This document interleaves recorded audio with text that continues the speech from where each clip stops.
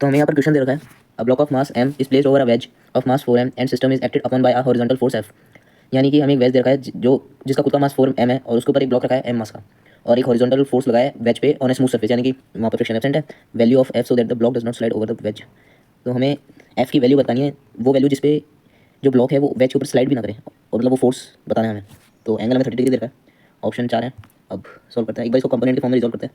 तो ये हमने डायग्राम बनाया पहले, फिर उसके बाद हमने देखा कि ये लगेगा एम जी साइन 30 डिग्री और ये एम जी कॉस 30 डिग्री, नीचे एम जी।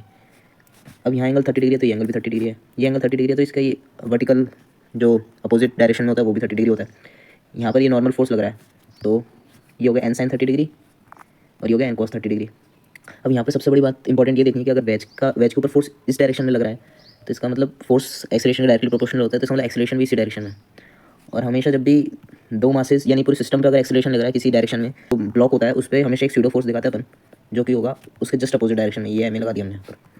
अब हमने सारे कंपोनेंट को रिजॉल्व कर लिया, अब एफ नेट निकालना है हमें, क्योंकि फोर्स तो पूरे सिस्टम पे लग रहा है। तो एफ नेट होगा m1 + m2 plus net acceleration. तो ये फिर अपन यहाँ पर एक इक्वेशन बना सकते हैं जैसे N cos 30 degree is equal to M G और N sine 30 degree is equal to M A. तो इसको पहली इक्वेशन मान लेते हैं, इसको दूसरी इक्वेशन मान लेते हैं। अब पहली इक्वेशन को दूसरी इक्वेशन से डिवाइड कर देते हैं ताकि tan थीटा के फॉर्म में आंसर आ जाए। तो ये होगा tan 30 degree is equal to a by G. अब यहाँ से एक्सेलरेशन की वैल्यू आती है g/√3, तो ये हो जाएगा F net is equal to m1 plus m2 यानी कि m + 4m इंटू ए।